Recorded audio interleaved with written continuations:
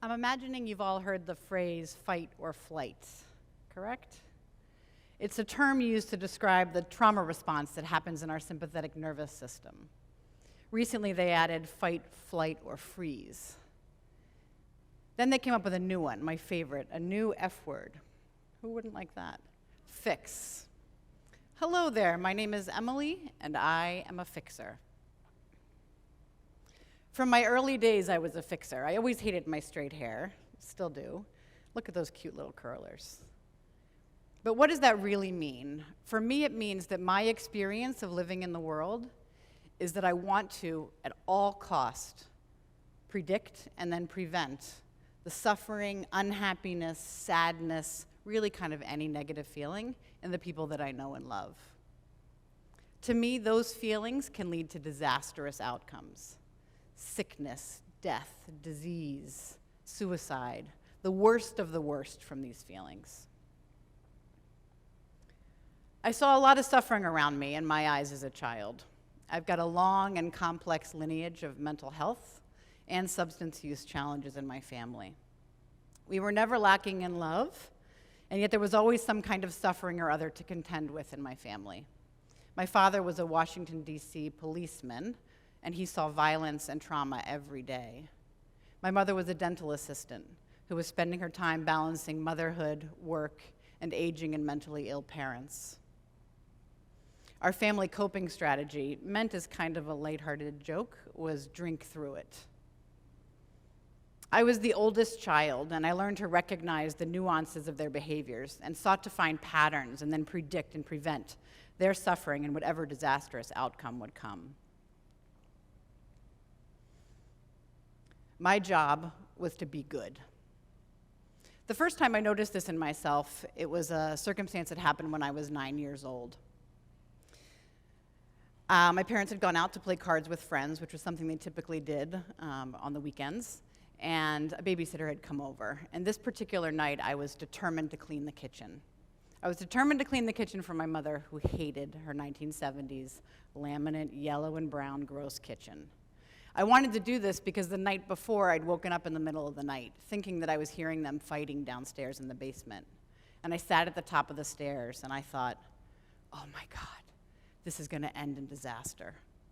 Disaster at that time for me, at 9 years old, was that my parents would divorce and that the judge would make me pick which parent I was going to live with.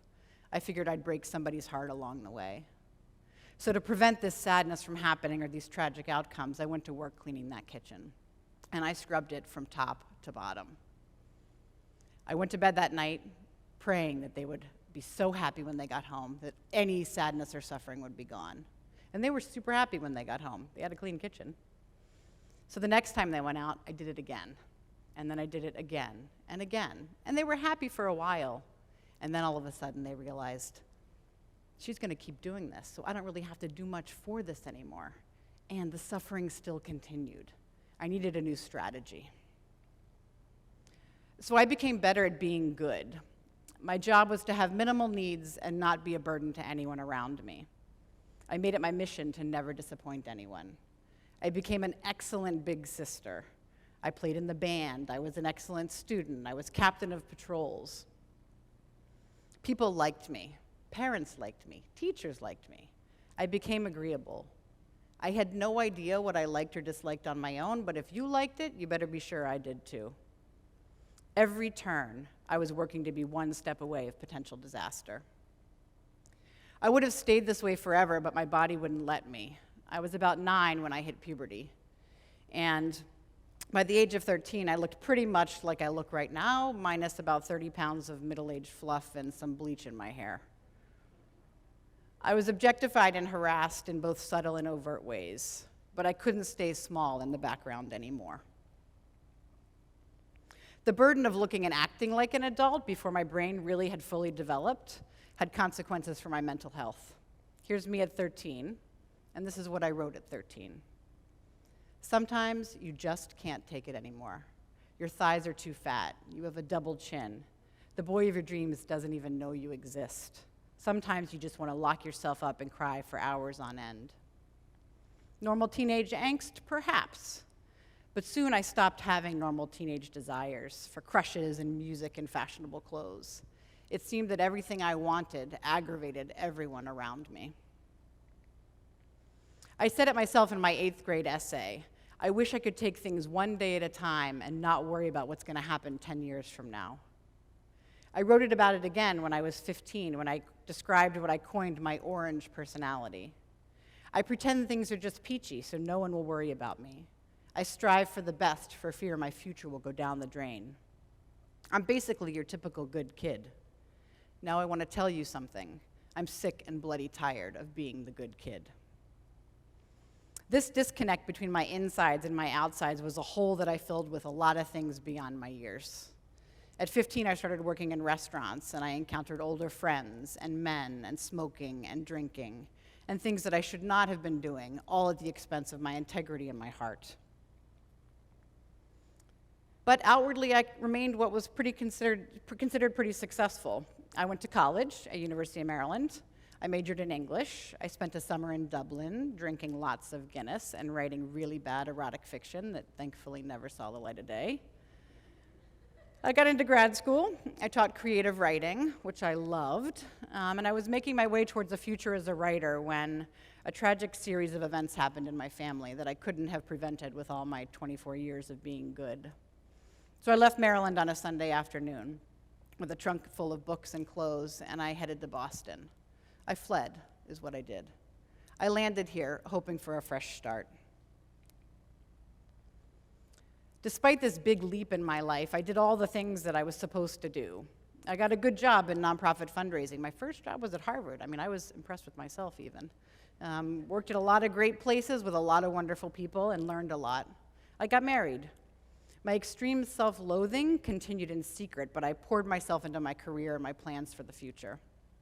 My alcohol use at that time had a pattern that made me a little uneasy, made others a little uneasy too, but I always had an excuse because it looked so good on the outside. I had fears still that the people I love would get up and die or leave me or abandon me, but everybody laughed them off as just trivial and, oh, that's just Emily. Then in 2008, I gave birth to my baby girl, Maura, and everything changed.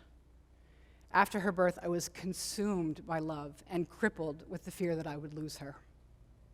I started to build my life around protecting her. I wrote a note card with my name and her dad's name, her name and our contact information, and I put it in my baby Bjorn. And I used to walk around the neighboring apartment complex, and I would look for bushes that I would be able to throw her body with that little card if I ever got mugged or attacked, so that someone could find her and save her. I went back to work when she was 6 weeks old, and we decided that my then husband would stay home with her so I could do that. That abandonment of my daughter, even though she was well cared for and loved, did a number on me. It was too much for me to handle. I spiraled into a really serious postpartum depression that lasted several months and took several months of therapy to overcome. I had my beautiful son less than 2 years later, and although it was not quite as serious, I was overcome with the same all-consuming love and fear that something was going to happen to my babies. There were now 2 of them, and I didn't think my heart could take it. Outwardly, my life looked pretty good still, but there was a turmoil inside of me showing up in new ways. My old life in Maryland kept coming back, pulling me back into really destructive patterns. I was unsettled and untethered in my life. I threw myself into work and motherhood at the expense of everything else. Eventually, this led to the end of my marriage, which is another tipping point for me. A terrible outcome that I didn't know if I could face, divorce. I faced it, and I survived. I now was empowered to believe I could do it all. I spent the next 5 years full speed ahead. It was just the 3 of us. I moved into full-time fixer mode like a human autocorrect. Nearly every problem that came before me, I could solve. I was juggling 4 hours of commutes, a single-parent household, nightly Chardonnay, and utter gripping loneliness. I became disconnected from my life the further I tried to manage and control it. The more I efforted my way to the outcome of success, the further I came from it. I used to Google late-night searches. Do I drink too much wine? How do I know if I do? What should I do if I think I drink too much wine? One Thursday in 2016 then, after a long night of preparation, including a fair amount of wine, for a huge donor meeting I had at work where I was going to be asking for $300,000 from this really prestigious foundation. I got in my car to take my 2-hour commute to work, and I noticed my left hand started to get numb as I was driving. And that numbness started to travel up a little bit till it reached my shoulder, and I thought, something's not great right now, but I'm going to keep going. I'm on the expressway. I'm stuck in traffic. Like, I'll make it. I'll be all right. I was heading to a colleague's house to pick her up to join me at the meeting, and by the time I got there, the whole left side of my face was limp. I was drooping on the left corner of my lips. I could barely speak. And we got in the car anyway, and I was still convinced, almost fighting, that I was going to make it to that meeting. I called my boss and said, something's going on, but I'll be there. I might just be a few minutes late. My colleague was yelling, I'm taking you to the hospital. I'm taking you to the hospital. I called my ex-husband and I said, can you pick up the kids after work today? I tried to get the words out, but I could barely speak. By the time we made it to the hospital, I was nearly slumped over in the car. They wheeled me in, put me on a big table with lots of bright lights, and the last thing I remember before I drifted off was them taking those big medical scissors and cutting my Spanx open down the middle. Thankfully, that was not my last memory. I learned that after many doctor's appointments, many neurologists, and many conversations later, that what I'd had was a TIA, a transient ischemic attack, with a hemiplegic paralysis, meaning partial paralysis. The long way to say a mini stroke. And I didn't want to change. They said to me, this is going to keep happening. You have the potential to die from a massive stroke. And I said, I want none of it. I actually stopped for wine on my way home from the hospital. But something happened to me then, that day. After about a month of deep, deep reflection, spending time with my children, taking care of my health, I realized that I had to quit drinking, and I did. On November 19th, 2016, I stopped drinking alcohol. I also quit my job, and I sold my house, and I took another big leap to begin again in my life. Into my life at that point came Calmer Choice and our enchanting founder, Fiona Jensen, who called me on a rainy day in September of 2017 and said, I got an idea. I want you to come work in fundraising for me at this nonprofit that I run. We teach mindfulness in the school and communities. I was like, I've heard about mindfulness. I don't really know much about it, but happy to jump in. I can give you 5 hours a day. She said yes. That was the yes that brought mindfulness into my life and became a pathway for me to my authenticity. I hate to fast forward through the next 5 years of my life. They've been the most fulfilling and full of love I've ever had. I fell in love, hard and forever. I have 2 beautiful children who are becoming literally the most interesting people I've ever met in my life. I found a community at Calmer Choice. I was recently chosen, fortunately, as their CEO to help lead us into the next decade of bringing mindfulness to the world. And yet, my old friend, the fixer, who I thought maybe had died with the old me when I got sober, came back with a vengeance during the pandemic. Outwardly, our lives were pretty much untouched by the pandemic, thankfully.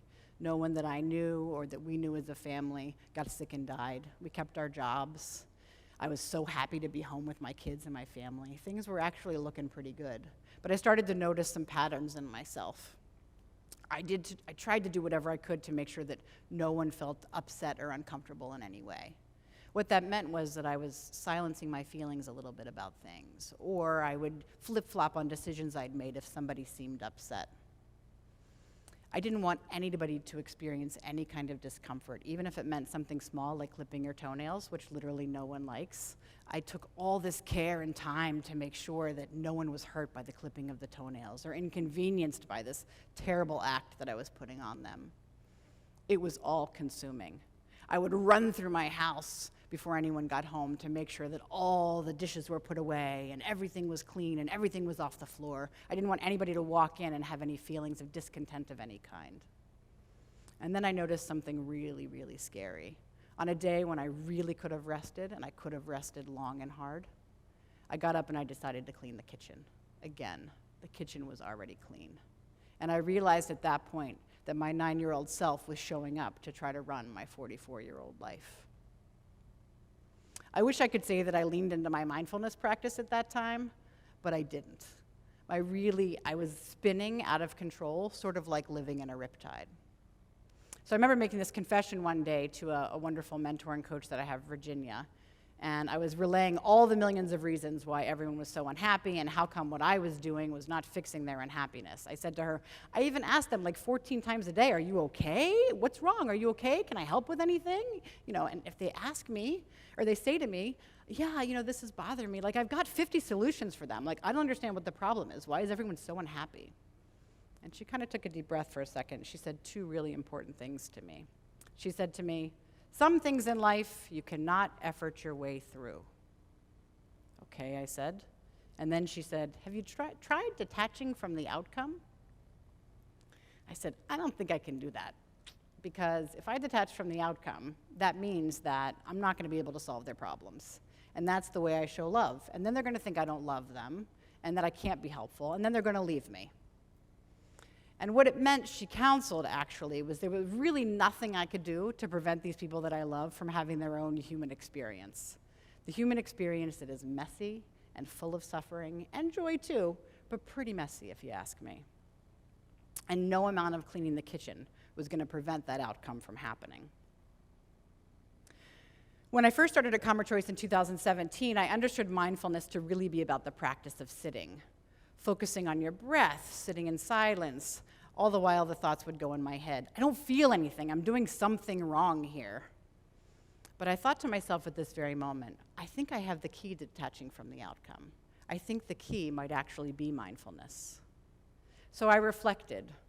4 years later, I've watched our mindfulness programs impact thousands of people. And now I understand that mindfulness is a tool to cultivate awareness, to connect us back to ourselves. It's paying attention to the present moment with kindness. It's learning about how our brain works, how to name our feelings, how to approach our thoughts with kindness. For me, this is the practice that helps me detach from the outcome. I'm a better leader, a better mother, and a better partner when I do. Many days, though, I still sit with the suffering of those that I love. I look around me now as the mother of 2 middle schoolers, and I wonder sometimes how they make it through their day. I see a constant stream of information volleying for their attention, judgment and rejection and comparison with every single swipe of their phones. It used to be when I was middle school, you'd feel rejection when like the boy you didn't like kind of ignored you in the hallway, or the neighborhood kids yelled, Big M. That was my nickname back in the day.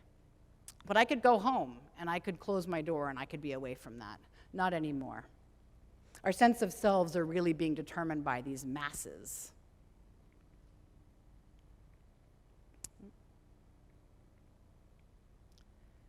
I'm still afraid, almost daily, that something will happen to my family, particularly after the pandemic. I do believe that we're all a little untethered still in what's to come. But now, when I am met with those feelings that I feel, that desperation to try to save my family, to prevent any kind of abandonment or terrible outcome for them, I greet those feelings like I greet my children. Oh, there you are. And then I sit down with them and I rub their heads and I cover them in a soft blanket. And I comfort them by letting them be exactly as they are, with no expectation of being anything different. This is the gift of mindfulness.